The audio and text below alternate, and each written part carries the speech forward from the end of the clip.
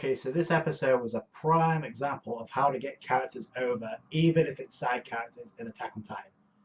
Great job. The development that Sasha got in this episode, it was all about given the fact that Sasha's already a likable character to begin with, this put her above and beyond.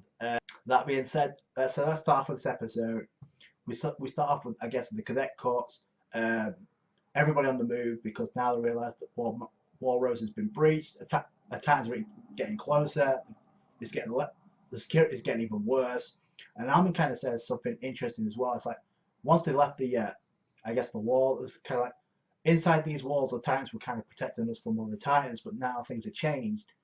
And I'm sorry, I cannot be the only one hyped up about that. The squad with Levi, Eren, Mikasa, Armin, and Hanji. And Hanji brings the priest along for the ride because he has way too much information. He's still not spilling it because he's a douche. But Eren gets pissed off by this as well. He's like, listen, you could have said something and saved a lot more lives. But it's like, he's not saying a thing. He's going along for the ride because he realized he's going to fuck up by not saying anything when he should have. I found it funny because Levi was going to threaten him with a gun. He's like, listen, I may have only one arm, but I'm pretty sure I can put a bullet in this guy. But Hanji's like, no, that's not going to work because I already threatened his ass and it didn't work. So I'm guessing they're going to join the fray soon enough. Speaking of which, in the preview, it kind of says we're going to get some hints about why, I guess, Eren is going to learn some parts of the truth. So, and we do get clarification that the Titans are indeed made up. The wall is indeed made of Titans. We don't know why, because that makes sense. Because Armin kind of says to Mikasa and Eren, "Listen, the walls never made any cracks. There were no crevices. They were inside the walls. They were made from the Titans. So we don't know why, but I guess we're going to find out soon enough." But so then we shift over to Sasha, and we do get we get a flashback, and it's interesting because at first she looks really bright because her character, well, first off, it was really disturbing to see because she was acting like a Titan when it comes to that meat, because the food supply is so low, I guess, so they're starving to death. So she was passing over that meat. She's like the female version of Luffy. I hate to make that comparison, but that's what it was. It's like, so yeah, she has addiction to food. Kind of know why. It's kind of a relatable why now. But the reason why the food supply is so low is because others have been trying to steal it because their households got wiped out by the Titans. Now, we really don't know what. We didn't see any other family members other than the dad. But we couldn't find out there were her and her dad and Sasha hunters. I guess that's the way the ancestors roll.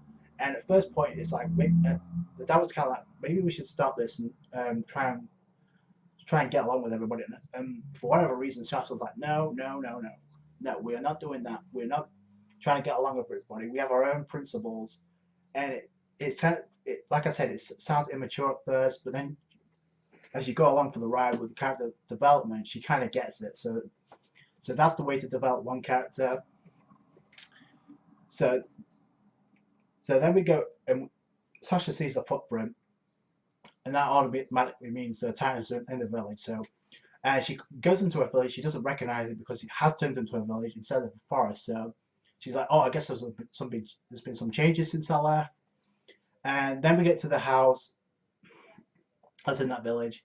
And I'm sorry, this is probably one of the most disturbing scenes I've seen in a long time. And there's been a lot of disturbing shit in Attack on Titan, but it caught me off guard. It looked like a rape scene at first because of the motion of it, but I guess it was the mother had a leg munched on by the Titan, but the motion of it caught me off guard. So it's like, and not only that, what made it even more disturbing is the fact that kid was traumatized watching. And you see Sasha coming from behind with that axe, just swinging away. The first part of the episode cuts away. So it doesn't work though because she tries to cut it in the back of the neck.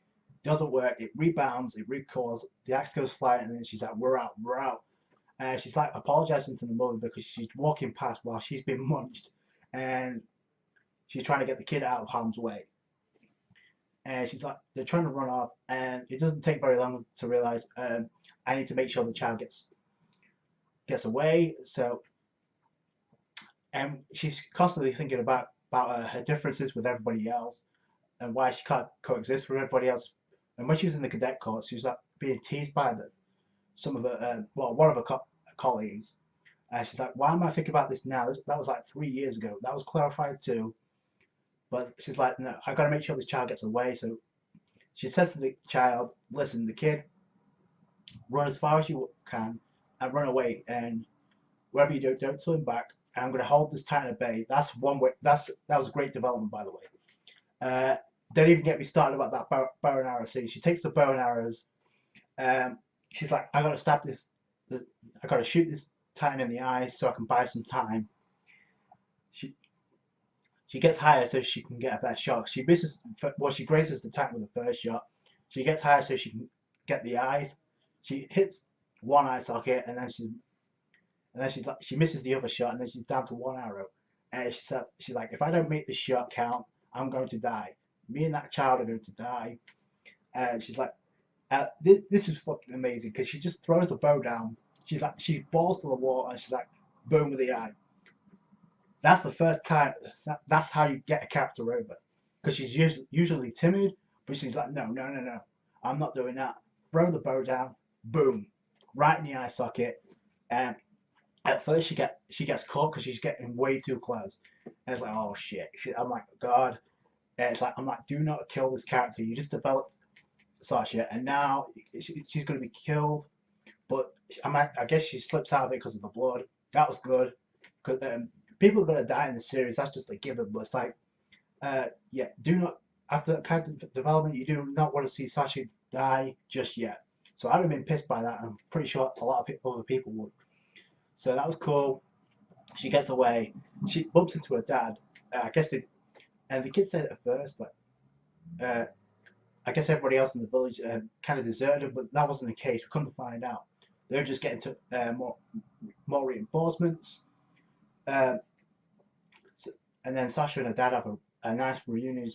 Her dad's like, I'm glad how you turned out, so that was cool. So that was closure on the development for Sasha's character. However, what wasn't so great was what happened to Connie, and boy oh boy.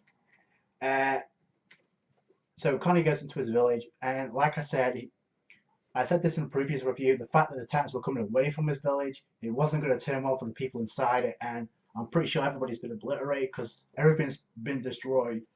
He runs to his house, and then we see the Titan with the Bray Wyatt spider pose because he's looking for Connie upside down.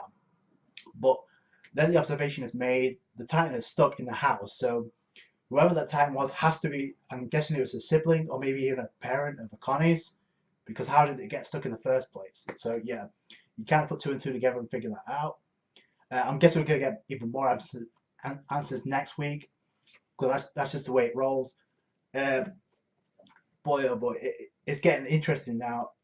And like I said, it's going to suck because there's only 12 episodes, but it looks like it's going to be as good, if not better, than season 1, which is crazy to think about. So yeah, and now we got the squad with Levi leading the way with Armin, Mikasa, and Eren, and Hanji. That is a badass team for sure. Looks like we're gonna get to see what Connie's capable of next week. Sasha did her thing in this episode, so will things go better for Connie? We'll find out soon enough. So that's it from me. Thank you guys so much for watching.